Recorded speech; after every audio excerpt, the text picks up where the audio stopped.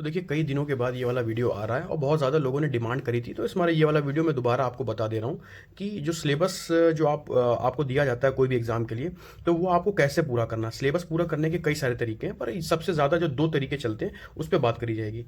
तो कोई ज़्यादा टाइम को वेस्ट ना करते हुए, फालतू की बातें ना करते हुए इधर-उधर की सीधे पॉइंट पे आते हैं, ताकि आपका भी टाइम सेव हो, मेरा भी टाइम सेव हो। क्योंकि मेरे पास भी टाइम ज़्यादा नहीं और आपके पास भी नहीं है, क्योंकि आपको बहुत सारी चीज़ें पढ़नी रहती हैं। तो ठीक है, ये जो मैं वीडियो बना रहा हूँ, ये एक वीडियो आप देख लेंगे तो लगभग आपकी लगभग सारी सारी चीज़ें आपकी यहाँ से कंप्लीट हो जाएंगी कि आपको सिलेबस को किस तरीके से करना है। कहने का मतलब ये है, जो आजकल के जो टॉपर्स वगैरह हो रहे हैं आईएएस के, पीसीएस के या एसएससी वगैरह के, जो भी तुम्हारे सेलेक्ट हो रहे हैं, उनसे पूछा जा रहा है कि अगर आपको फिर से कहा जाए कि आपको एग्जाम की तैयारी करनी है, अगर आपको जीरो से स्टार्ट करना है, एकदम जीरो से स्टार्ट करना है एकदम, तो आप कैसे तैयारी करेंगे अपनी, किस वे में करेंगे।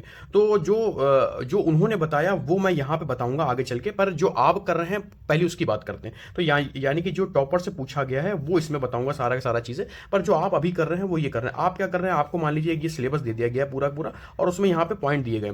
ठीक है, मान लीजिए यहाँ पे हिस्ट्री का पॉइंट है, यहाँ पे ज्योग्राफी का पॉइंट है, यहाँ पे पॉलिटी का पॉइंट है, यहाँ पे इंग्लिश है, यहाँ पे मैथ है, यहाँ पे क्या है, रीजनिंग है, आपका ये सारे के सारे पॉइंट दिए गए। अब आप लोग क्या करते हैं, आप लोग का करने का जो तरीका ये है कि आप लोग का ये है कि सबसे पहले मान लीजिए आपने जो भी सब्जेक्ट आपको इजी दिख रहा है, जो भी आपके लिए इजी है, जो भी आपका पढ़ा हुआ है, आप उस पर काम करने की तरफ जाते हैं। तो यानी कि मान लीजिए आपका मैथ अगर इजी, तो आप सबसे पहले क्या करेंगे, मैथ को उठा लेंगे। फिर उसके बाद मान लीजिए आपका हिस्ट्री इजी, तो आप हिस्ट्री उठा लेंगे। यानी कहने का मतलब ये, और आप दिमाग में अपने ये रखते हैं कि मेरा मैथ हो गया, फिर मेरा हिस्ट्री हो गया, फिर मेरा ज्योग्राफी हो गया। यानी कहने का मतलब ये, आप ए बी सी डी वाले उस पर चलते हैं, पहले ए पे गए, फिर बी पे गए, फिर सी पे गए। यानी कि सिलेबस पूरा करने के लिए आप ए टू जेड की तरफ जाते हैं। ये वाला प्रोसेस जो है ये आप लोग फॉलो करते हैं, और जो बहुत सारे कोचिंग वाले जो हैं वो ये आपको यही वाला फॉलो करवाते हैं। तो सिलेबस अगर आपका पूरा हो जाएगा, किस तरीके से पूरा होगा, वही आपका सिलेक्शन को डिसाइड करता है कि आप सिलेक्ट हो पाएंगे कि नहीं हो पाएंगे। ये आपका सिलेक्शन का पूरा प्रोसेस है, वो आपका सारा का सारा डिपेंड करता है कि आप किस तरीके से सिलेबस को अपना पूरा कर रहे हैं टाइम को रखते हुए। ठीक है, ए से लेकर जेड तक जब आप जा रहे हैं, तो इसमें सबसे ज्यादा क्या दिक्कत हो रही है कि आपका टाइम लग रहा है। सबसे बड़ी दिक्कत क्या है कि आपका टाइम यहाँ पे बहुत ज्यादा कंज्यूम हो रहा है। यानी कि मान लीजिए आपके 2 साल का और सिम लग जाए आपके पूरा करने में, कि अरे अभी तो मेरा मैथ हुआ है, अभी मेरा ज्योग्राफी बाकी है, अभी मेरा पॉलिटी बाकी है, मतलब कुछ ना कुछ आपका छूट जाएगा ही। ए से जेड करने में आपका सबसे पहले दिक्कत क्या आता है, आपका टाइम। फिर उसके बाद आपका क्या होता है, माइंडसेट। माइंडसेट का मतलब ये होता है कि आपको समझ में नहीं आता कि इसमें इंपॉर्टेंट क्या है, इसमें क्या इंपॉर्टेंट नहीं है। आपको ये नहीं समझ में आता कि इसमें इंपॉर्टेंट क्या है। तीसरा आपका क्या है कि आप बोर होने लगते हैं, बोरियत आने लगती है, क्योंकि आप लगातार कोई चीज़ को पढ़ रहे हैं जो कि आपको पता ही नहीं है कि ये इंपॉर्टेंट है कि नहीं है। तो आप जो कि इंपॉर्टेंट है आप उसको भी टाइम उतना ही दे रहे हैं, जो कि नॉन इंपॉर्टेंट आप उसको भी टाइम उतना ही दे रहे हैं। तो ये वाला जो प्रोसेस जो अक्सर कोचिंग वाले कराते हैं, नंबर 2 वाला जो प्रोसेस जो आप अक्सर करते हैं, क्योंकि आपका माइंडसेट वही वाला बना हुआ, कौन वाला, जो क्लास 10th में था, क्लास 11th में था, वही वाला माइंडसेट है कि चीज़ों को पूरा करो, चीज़ों को पूरा करने के बाद फिर उसको क्या करो, फिर उसको रिवाइज करो, फिर रिवाइज करने के बाद फिर उसका एग्जाम दो, और फिर उसके बाद 33% इसमें ले आओ। देखिए ये आपका जो एग्जाम है ये कॉम्पिटेटिव एग्जाम है, आपको अच्छे से ध्यान रखना पड़ेगा। ये आपका कॉम्पिटेटिव एग्जाम है, आपका ये नॉर्मल एग्जाम नहीं है। मतलब जो कॉम्पिटेटिव एग्जाम है ये आपका पहले वाला जो एग्जाम नहीं जिसमें आप खाली पास हो जाते थे वो। तो पास होने के लिए आपको ये वाली टेक्निक आपके लिए सही है कि आपने सब चीज़ों को करा और ये चीज़ों को करते हुए आगे बढ़ गए। पर अब देखिए यहाँ पे एक चीज़ आपको अच्छे से बता दूं, जो टॉपर्स वगैरह से पूछा गया कि अगर आपको फिर से कहा जाए कि आपको तैयारी करनी है और जीरो से मतलब करनी है, आपके पास कुछ भी नहीं है, जो भी आपको मतलब नहीं आता है, आपको एकदम नए से तैयारी करनी है, तो उनसे जब ये पूछा गया तो उन्होंने ये चीज़ का जवाब दिया कि मैं सबसे पहले क्या करूँगा, सबसे पहले मैं ये करूँगा कि नंबर 1 पे मैं सिलेबस को उठा लूँगा। ठीक है, जो भी सिलेबस है उसको अपने उठा लिया, सिलेबस के जो भी पॉइंट है। फिर उसके बाद मैं क्या करूँगा, फिर उसके बाद मैं ये करूँगा कि जो पहले सालों में जो क्वेश्चन आए हैं उसी से रिलेटेड उसकी बुक उठा लूँगा, या फिर जो उसके क्वेश्चन पेपर है वो उठा लूँगा। फिर तीसरे में उसने क्या कहा, फिर उसके बाद उसने कहा तीसरे में कि मैं ये करूँगा कि जो प्रीवियस ईयर के जो क्वेश्चन आए हुए हैं उसको अच्छे से 1-2 बार रीडिंग कर लूँगा। ठीक है, रीडिंग कर लिया उसने। ये वाला जो प्रोसेस है ये लगभग 6 से 8 महीने का होता है। तो इस वाले प्रोसेस में अब क्या करना है कि मान लीजिए ये आपके पास बुक है कौन सी, PYQs की। ठीक है, ये ढंग से सुन लीजिए आप एक बार, अगर एक बार आप सुन लेंगे तो आपके दिमाग में बस जाएगा।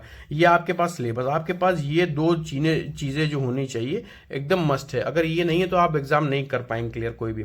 तो आपके पास ये PYQs है। मान लीजिए ये PYQs में एक कोई क्वेश्चन आया, मान लीजिए आ गया कि ट्राइब्स के ऊपर आ गया, जो जनजातियां हैं कौन से कहाँ की हैं।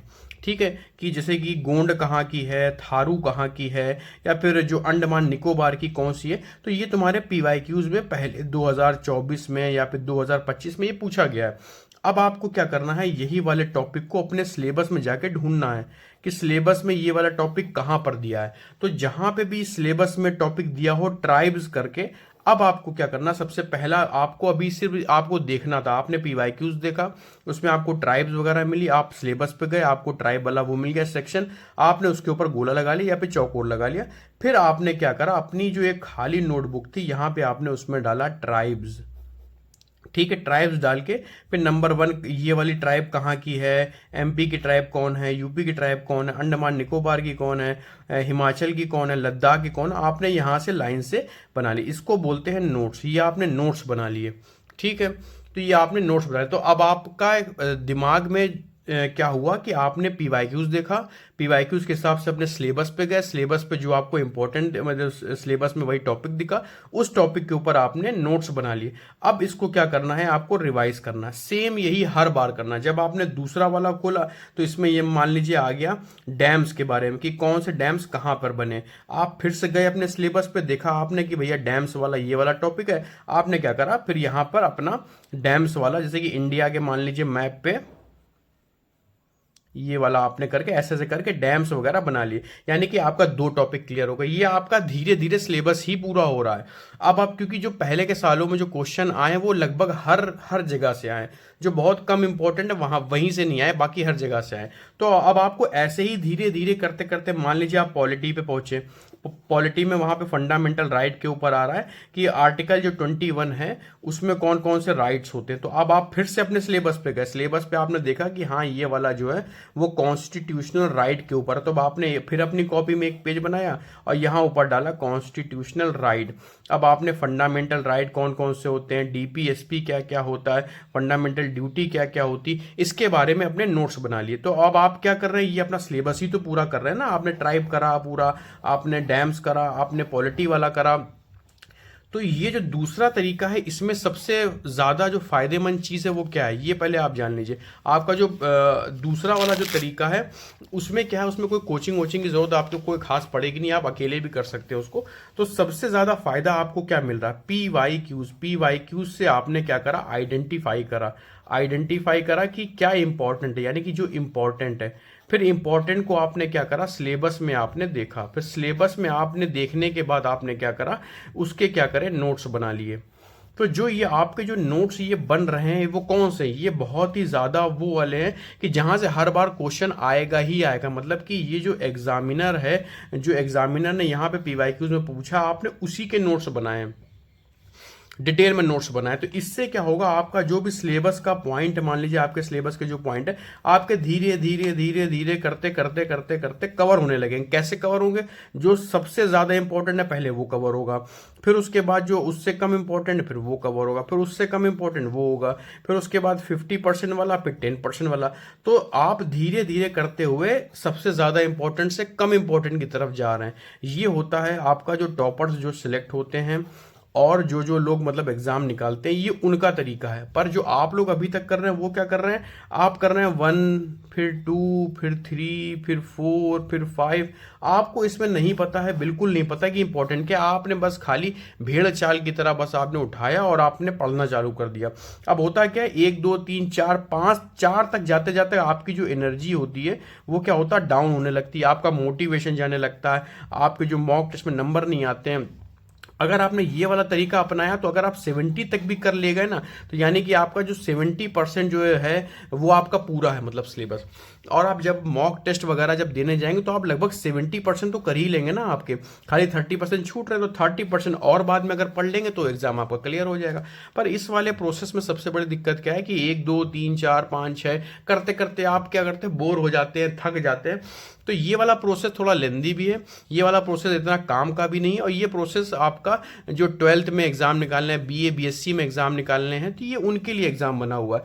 ये वाला जो तरीका है, और कोई भी ये आपको कोई भी वीडियो आपको कहीं पे भी दूर दूर तक जो टॉपर सेलेक्ट हो चुके हैं वो भी नहीं बताएंगे, जो दे रहे हैं वो भी नहीं बताएंगे, जो कर चुके हैं वो भी नहीं बताएंगे। ये ना कोचिंग वाला कोई बताएगा, ये कोई भी नहीं बताएगा, क्योंकि ये जो प्रोसेस है ना इतना ईजी है।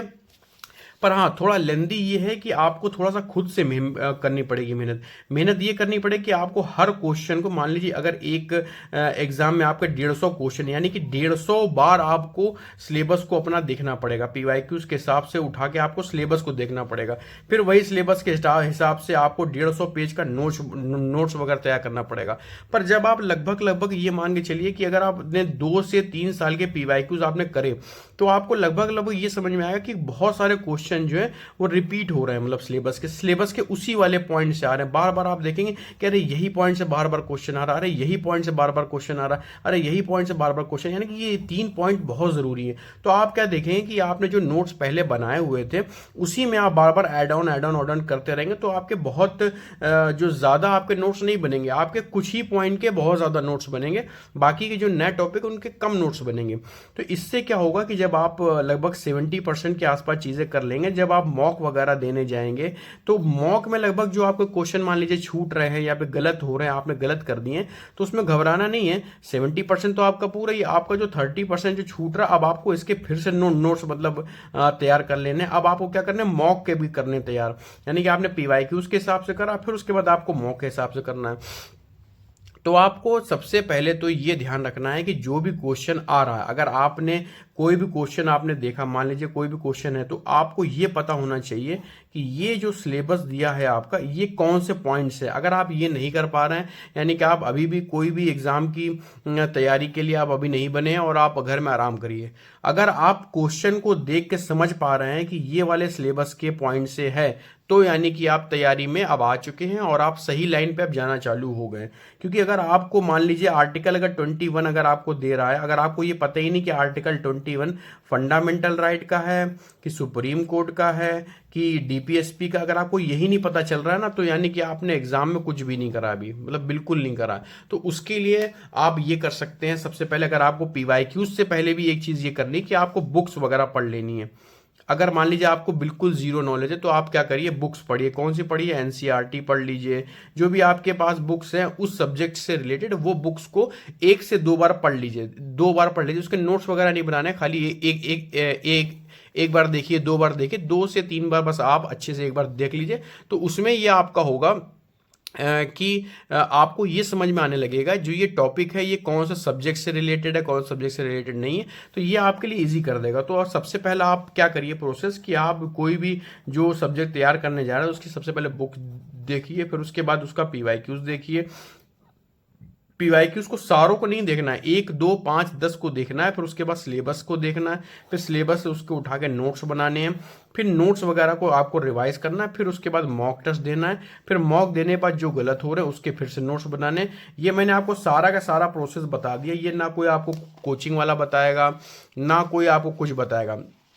तो अगर आपको एआई की हेल्प से करना है ये सब चीज़ें, तो कमेंट में अगर आप एआई लिख देंगे तो मैं कम से कम 5 ऐसे एआई के प्रॉम्प्ट बता दूंगा जो कि आपको ये वाला काम भी आपका थोड़ा इजी कर देगा। कहने का मतलब ये कि पीवाईक्यूज को देख के वो सिलेबस का पॉइंट अपने आप ही बता देगा, चैट जीपीटी बता देगा, क्लॉड बता देगा, जेमिनाई बता देगा। तो ये काम भी आपका इजी हो सकता है। वैसे मेरे हिसाब से ये है कि अगर आपके पास टाइम नहीं है, अगर आप वर्किंग है या कुछ और काम करते हैं, तो आप एआई का यूज़ करें। अगर आपके पास पूरा दिन फ्री है तो आप ये वाला अगर प्रोसेस करेंगे तो इसमें क्या है कि आपके दिमाग में एक एक बार हर बार आपके दिमाग में चीज़ें जाती रहेंगे कि आपके लिए इंपॉर्टेंट क्या है। क्योंकि जब आप एक एक क्वेश्चन को उठा के देखेंगे तब आपको वो चीज़ें याद भी तो हो रही है ना, साथ साथ उसके आंसर याद हो रहे हैं, उसके जब आप नोट्स वगैरह बना रहे हैं तो आपको याद हो रहा है। यानी कि आपका पहला रिवीजन यहाँ पर हो गया, पीवाईक्यूज देखा, फिर आपने सिलेबस देखा, दूसरा रिवीजन हो गया, जब आपने नोट्स बनाया तीसरा हो गया, जब आपको उसको रिवाइज करना चौथा हो गया। तो 4 से 5 बार चीज़ें आपको अपने आप ही रिवाइज हो गई। अब आपको एग्जाम से पहले बहुत ज़्यादा मेहनत करने की जरूरत है नहीं, तो आपको 4 से 5 बार चीज़ें हो गई यहाँ पे। पर अगर आपके पास टाइम नहीं है, अगर आपके पास आप वर्किंग हो या फिर आप बहुत सारे काम करते हो या फिर 4-5 एग्जाम की तैयारी करते हो, तो कोई भी एग्जाम से रिलेटेड एआई में अगर आप कमेंट करेंगे तो मैं 5 ऐसे प्रॉम्प्ट टेलीग्राम पे डाल दूंगा जो आप डाल के ये वाला काम अपना इजी कर लेंगे। सीधे फिर आपका नोट्स वाला काम रहेगा। नोट्स भी चैट जीपीटी दे देगा या फिर जेमिनाई दे देगा, उसको बस आप खाली लिख लीजिए और लिख के याद कर लीजिए। यानी कि मान के चलिए 6 से 8 महीने में आपका सारा का सारा काम पूरा हो जाएगा। तो ये वाला जो क्वेश्चन था ये काफ़ी लोगों का था कि भैया सिलेबस पूरा नहीं हो पा रहा, सिलेबस पूरा नहीं हो पा रहा है, कैसे सिलेबस पूरा करें। तो आपको सिलेबस पूरा ही नहीं करना है, आपको सिलेबस पूरा ही नहीं करना है, क्योंकि एग्जामिनर जो होता है वो सिलेबस के बहुत ही कम टॉपिक से ज़्यादातर क्वेश्चन पूछता है।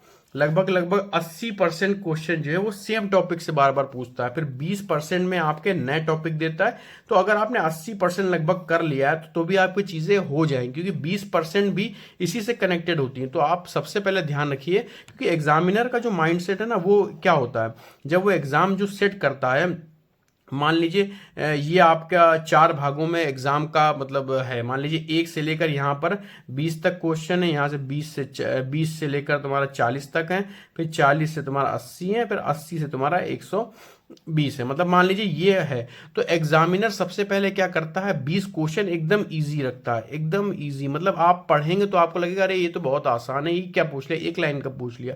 फिर उसके बाद जो बाद के जो इजी जो होता है मतलब 20 क्वेश्चन, वो थोड़ा मॉडरेट रखता है, यानी कि यहाँ पे आपको थिंकिंग करना पड़ती है, आपको थोड़ा दिमाग लगाना पड़ेगा। कुछ जो एग्जामिनर जो है जो कि पेपर वगैरह सेट करते हैं, उनसे भी कई बार बात हुई है मेरी, मैसेज पे भी कॉल पे भी, तो उन्होंने यही बताया कि हम लोग क्या करते हैं, जो भी है ऐसा एग्जाम सेट नहीं करते हैं कि बच्चा फेल हो जाए पूरा दे के, क्योंकि अगर अगर हमने ऐसा एग्जाम सेट कर दिया जो एकदम आउट ऑफ है, तो या तो उनके ऊपर क्या होगा, ये तो आपको पता है कि सुप्रीम कोर्ट चले जाते हैं बच्चे, ठीक है, फिर उसके बाद क्या होगा, प्रोटेस्ट होगा। तो जो एग्जामिनर जो सेट करेगा उसको पुलिस थाना तो करना नहीं है, एफआईआर वगैरह झेलनी नहीं है। तो एफआईआर वगैरह से बचने के लिए, प्रोटेस्ट से बचने के लिए और अपना रिजाइन को बचाने के लिए वो लोग क्या करते हैं, जो पुराने जो पैटर्न पे जो एग्जाम चल रहा है उसी पे ही सेट करते हैं। तो पहला सबसे पहला क्या करता है, वो ईजी देते हैं, यानी कि आप देखें और टिक मार दें। अगर आपने इसमें गलती करी पहले वाले सेक्शन में, यानी कि आप एग्जाम से बिल्कुल ही बाहर है, तो सबसे पहले आपको इजी वाले आपको ध्यान रख के करने चाहिए।